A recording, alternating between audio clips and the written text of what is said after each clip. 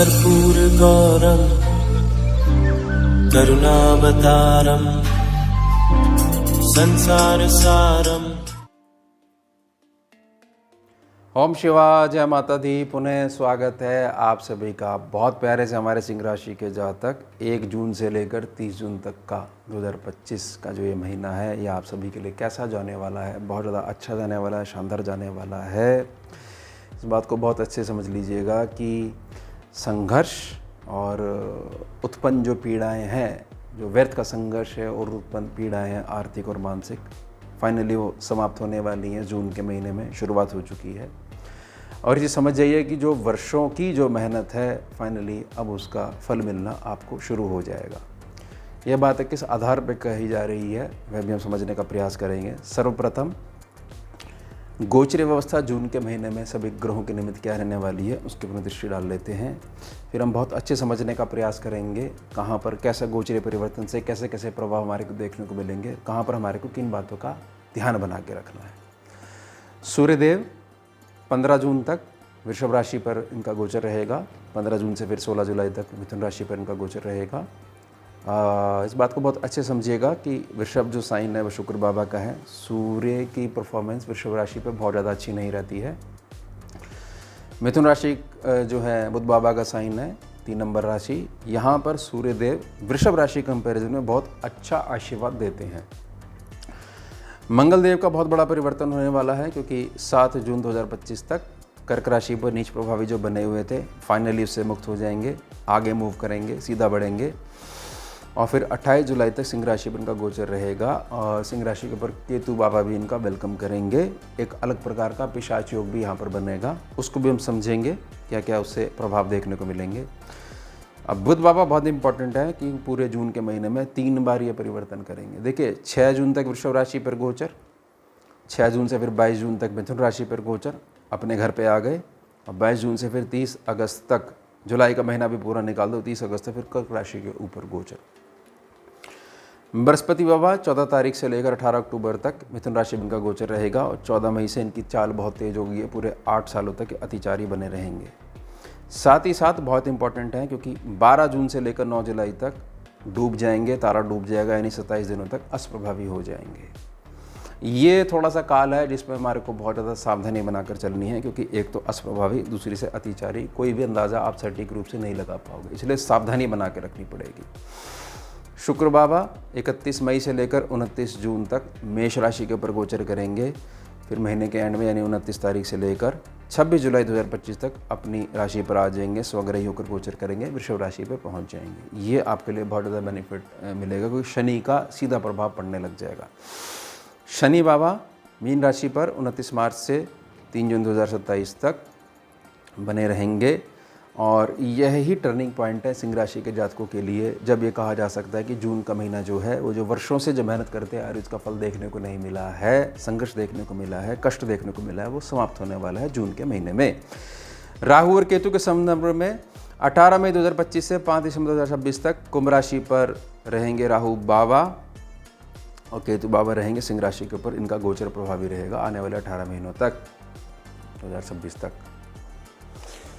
अब समझिए जो बात कही गई है तो समझिए। देखिए सिंह राशि का जातक जो है, सिंह राशि का जातक बहुत ज़्यादा स्वाभिमानी होता है और जहाँ तक मेरा अध्ययन है कि बहुत तीव्र गति से कोई भी बात अगर उनके मान सम्मान को ठेस पहुँचाती है तो वह उस जगह कभी ज़िंदगी में दोबारा प्रवेश नहीं करते हैं।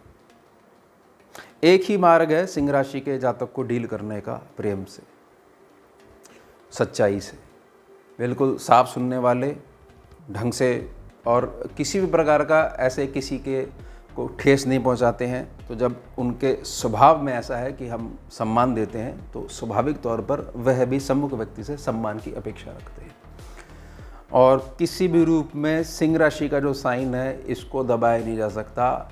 शेर जो है वो राजा था, है और राजा ही रहेगा, उसकी कोई रिप्लेसमेंट नहीं होती है। लेकिन राजा का जो जीवन है ना, बड़ा कष्टकारी होता है, बड़ा संघर्ष वाला होता है। वो देखने में तो उसके पास पद होता है, लेकिन कहीं ना कहीं उसके जो निजी नियम जो होते हैं वो ही उसको परेशान करते, संघर्ष उसको दिलवाते हैं। अब समझिए यहाँ पर शनि बाबा आपके अष्टम भाव में बैठे हुए हैं। मीन राशि पड़ती है ना आपकी गोचरी कुंडली में, यहाँ पर अगर बैठे रहेंगे 27 तक बैठे रहेंगे, 2.5 साल तक बैठे रहेंगे। मीन राशि में शनि बाबा जो होते हैं उनकी परफॉर्मेंस ऐसी रहती है कि उनके हाथ में दंड संहिता, न्याय संहिता बनी ही रहती है। अब बहुत ज़्यादा कर्म के ऊपर एक पैनी और तीखी दृष्टि बना के रखते हैं। खास तौर से समझिएगा कि शनि बाबा जो है अपनी सत्ता चला पाते हैं अगर उनका संबंध सीधे तौर पर अष्टम भाव से हो जाए, दृष्टि बन जाए या स्वयं आके बैठ जाए। स्वयं आके बैठ जाएंगे तो आने वाले पूरे 2.5 साल तक शनि बाबा एक प्रमुख ग्रह रहेंगे आपको चलाने वाले। इसलिए शनि आपको हर हाल में समझना पड़ेगा। और जून महीने में इसलिए चर्चा करी जा रही है क्योंकि मार्च से आते आते अब तक हमारी स्कैनिंग विद्या का जो पैनल है उसके अनुभव अनुसार इनकी जड़ें अब फाइनली फैलना शुरू हो गई हैं। आगे जाके खैर ये वक्री भी होंगे और भी प्रभाव होंगे, लेकिन जो इनकी स्थिति है 2.5 साल तक जो है ये बनी ही रहेगी। बहुत अच्छे समझिएगा इस चीज़ को। अब समझिए कि शुक्र बाबा जो हैं वो महीने के एंड में 29 तारीख को यहाँ पर पहुँच जाएंगे। 31 मई से 29 तक रहेंगे मेष में, उसके बाद पहुँच जाएंगे वृषभ राशि के ऊपर। तीसरी दृष्टि जो है वह पहुँच रही है वृषभ राशि के ऊपर। ये सेक्शन है आपके कर्म का। और कौन चला रहा है कुंडली को? जैसे मैंने प्रार्थना करी, शनि बाबा। शुक्र बाबा ठीक है आगे मूव कर जाएंगे, लेकिन जो शुक्र बाबा का जो साइन है वह नहीं मूव करने वाला। गोचरी जो कुंडली बनेगी वो यहाँ पर ऐसे ही बने रहेंगे और शनि बाबा की तीसरी दृष्टि यहाँ पर पड़ती ही रहेगी। तो हमारे को जो अपना काम धंधा है उसमें शनि देव का महत्व समझना ही पड़ेगा। तब ये कहा जा सकता है कि धन के संबंध में बहुत अधिक अच्छी और मजबूत पकड़ रहने वाली है आपकी आने वाले 2.5 साल तक। साथ ही साथ ये समझिए कि शनि बाबा जो हैं अष्टम भाव में बैठकर बहुत अधिक रुचि आपकी पराविद्या में, ज्योतिष विद्या में, वास्तुशास्त्र है या जो तंत्र विद्या है इस क्षेत्र में लगवाएंगे ही लगवाएंगे। कहीं ना कहीं आप इस पक्ष को भी सम्मुख लेकर आने वाले हो कि हाँ ये चीज़ें होती हैं, इनका प्रभाव पड़ता है। लेकिन क्योंकि आप सिंह राशि वाले हो तो कहीं ना कहीं लॉजिकल एक्सप्लेनेशन आपको ज़रूर चाहिए होगी और इस आधार पर ये शनि बाबा अपनी ऊर्जा देनी शुरू करेंगे। और ये कहा जा सकता है कि अष्टम में शनि होने का मतलब यह चीज़ है कि जातक जो है आध्यात्मिक रूप से अपने आप को मजबूत करते हुए फिर उसी साधन की मजबूती के आधार पर अपनी रोजी रोटी चलाता है। यानी आपके ऊपर आने वाले 2.5 साल तक दैवी कृपा बनी ही रहेगी। यह जो काल रहेगा जून महीने में इस चीज़ की शुरुआत हो जाएगी कि पिछले काफ़ी सालों से जो आपने बहुत अच्छी नीयत के साथ किसी के साथ भी धोखा नहीं करते हुए अपना पक्ष रखा है, बेशक आपको उसमें संघर्ष देखने को मिला है, लेकिन अब उसका हिसाब होने वाला है और वो महीना शुरू हो गया है, जून का महीना। अब समझिए यहाँ पर बुध बाबा को। बुध बाबा 2, 3, 4 वृषभ राशि, मिथुन राशि और कर्क राशि फाइनली पहुंचेंगे महीने के लास्ट से लेकर फिर आने वाले अगस्त तक, 30 तारीख तक वहाँ बैठे रहेंगे। सेकंड सेक्शन पे बुध बाबा हैं, इनकी परफॉर्मेंस जो है वो थोड़ी सी ढीली बनी रहेगी, लेकिन जैसे ही यहाँ पर पहुँच जाएंगे 11वें सेक्शन पे इनकी परफॉर्मेंस बहुत ज़्यादा निखर के आएगी। आपकी बुद्धि के अंदर जो बहुत अधिक स्पष्टता वाला भाव है वह थोड़ा सा छिपने लग जाएगा और कहीं ना कहीं आपका फोकस इस पे होने वाला है कि मुझे बहुत ज़्यादा अपने नियम नहीं अड़ाने हैं, मेरे निजी नियम मेरे लिए होने चाहिए, मेरा काम यहाँ पर रुकना नहीं चाहिए, मुझे इस व्यवस्था को देखना है। उसके पश्चात जैसे ही ये कर्क राशि में पहुँच जाएंगे, आपकी वाणी का लोहा पूरी दुनिया मानेगी, समाज मानेगा। आपकी कही गई बात, लॉजिकल जो कही गई बात है, किसी भी रूप में काटी नहीं जा सकती है। यानी बुद्धि का जो लोहा है वो सम्मुख व्यक्ति मानेगा ही मानेगा, लेकिन उसमें किसी भी रूप में आपका प्रदर्शन का भाव नहीं हो पाएगा क्योंकि अष्टम में शनि आ चुके हैं, कर्म क्षेत्र को वो देख रहे हैं। अब हमारे को थोड़ा सा सूर्यदेव के ऊपर दृष्टि डालनी है। देखिए सूर्यदेव पहुंचने वाले हैं 15 तारीख के बाद से लेकर फिर 16 जुलाई तक 11वें सेक्शन में। 11वें सेक्शन की अपनी एक विशिष्टता है, गुणवत्ता है कि वह सेक्शन कंट्रोल करके रखता है कि किसी भी प्रकार से ग्रह अपने निजी जो प्रभाव है उनको सम्मुख नहीं ला सके, लेकिन उसका जो पॉजिटिव रूप है वही सम्मुख आ सके। यह गुण हमारे को शुभ पंचम त्रिकोण भाव में भी देखने को मिलता है, शुभ नवम त्रिकोण भाव में भी देखने को मिलता है, लेकिन ज़्यादा प्रभाव हम 11 सेक्शन की करते हैं। अब समय आ चुका है क्योंकि लग्नेश जब है लाभ स्थान में पहुंच जाएंगे 15 तारीख के बाद से, तो आप ये समझ जाइएगा कि आपका नाम भी फैलेगा, धन भी आपको आएगा और बहुत अधिक आपके जीवन में जो रुके हुए कार्य हैं बहुत तेज़ी से पूरे भी होने लग जाएंगे। उस बात को ना बहुत स्पष्ट तरीके से समझिएगा। साथ ही साथ जो मैंने प्रार्थना करी है कि एक अलग प्रकार की बुद्धि होने वाली है कि भैया इस तरीके से तो मेरा काम ही नहीं हो पाएगा। बुद्धि के संदर्भ में जो मैंने प्रार्थना करी है, अगर मैं इस पक्ष को थोड़ा सा अपने निजी तौर पर अपने लिए बनाकर रखूं, सम्मुख व्यक्ति को नहीं स्पष्ट करूं, छोटी सी स्माइल के साथ मैं अपने काम निकलवाने लग जाऊं, तो ये तो बहुत अच्छा सिस्टम है। तो समझ रहे हो, आपकी बुद्धि विवेक जो वो बदलने लग गई उसमें, क्योंकि शनिदेव ही पूरी कुंडली को चलाते रहेंगे आने वाले 2.5 साल तक। तो शनि का प्रभाव आने लग गया। शनि है ना मजबूत, तो उसको काम निकलवाना आता है। शनि है ना मजबूत, उसको ये पता होता है कि कहाँ पर कितने शब्दों का प्रयोग करना है और कहाँ पर बिल्कुल चुप रहना है, कहाँ पर हमारे को जवाब ही नहीं देना है, या 2 शब्दों से कैसे सम्मुख व्यक्ति को मना भी कर देना है और उसके साथ बिगड़ेगी भी नहीं। इस चीज़ की कमी थोड़ी सी सिंह राशि के जातकों में होती है, वो स्पष्ट कर देते हैं, समझ रहे हो। और इस कारण से कहीं ना कहीं उनको थोड़ी सी पीड़ा सहनी पड़ती, क्योंकि उस प्रकार का युग नहीं चल रहा है। अब थोड़ा सा मैं प्रार्थना करना चाहता हूँ बृहस्पति बाबा के ऊपर। लाभ स्थान पे बृहस्पति बाबा 27 दिनों के लिए अष्टप्रभावी बने हुए हैं।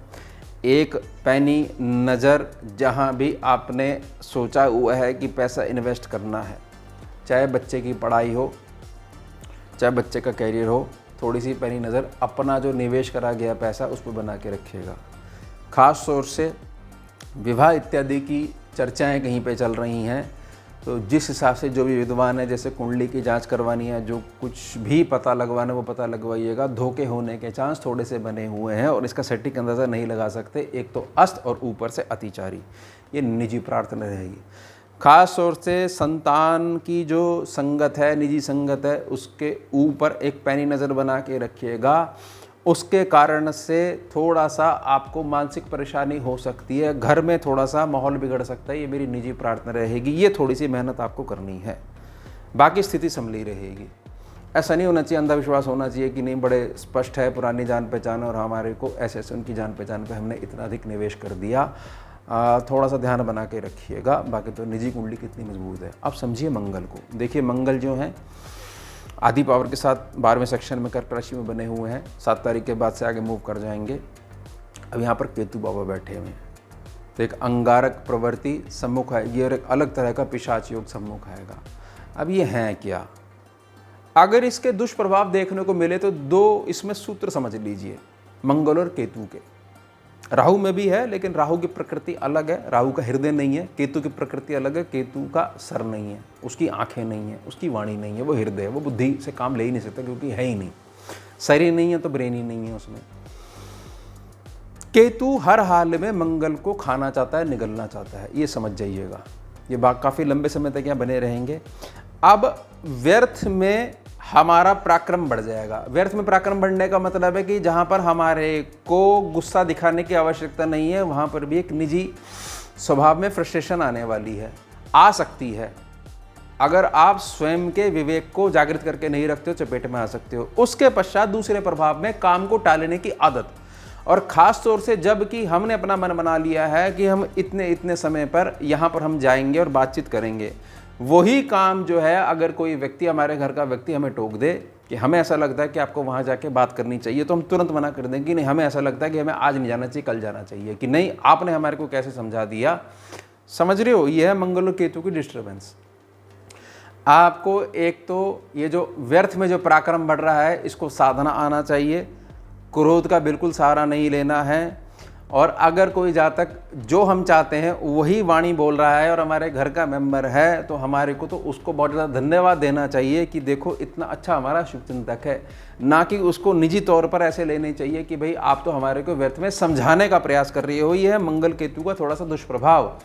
अच्छा प्रभाव मंगल केतु का यह है कि जातक केवल और केवल अपने काम पे ध्यान देता है, क्योंकि मंगल केतु की सीधी दृष्टि पड़ रही है। वह पड़ रही है आपकी मासिक आय के ऊपर, आपके परिवार के रिलेशंस के ऊपर, पति पत्नी के संबंधों के ऊपर, मित्र मंडली के ऊपर, आपकी व्यापारिक कुशलता के ऊपर। उसके संबंध में मंगल की जो ऊर्जा है उसको इमोशन मिल गया केतु का, तो वहाँ पर मंगल की ताकत बढ़ गई। इमोशन भटकना नहीं चाहिए, इमोशन बिल्कुल सटीक रहना चाहिए। बस इस बात का ध्यान बना के रखिएगा। और मैंने संतान पक्ष के संबंध में बृहस्पति देव जो अष्टप्रभावी 27 दिनों के लिए जो प्रार्थना करी है, वही हमारा निजी धन है, वही हमारा असली धन है। तो हमारे को उनकी निजी संगत के ऊपर एक पैनी नज़र बना के रखनी है। बाकी जो मैंने विषय में जो प्रार्थना करी है वह सारे फल मिलने अटल रहेंगे। तो ये हो गया हमारा उत्तम विषय। मिलते हैं आपसे अगले भाग में नए विषय के साथ। जुड़िए और जोड़िए। ओम शिवा जय माता। भुजगेन्द्रहारं कर्पूरगौरं करुणावतारं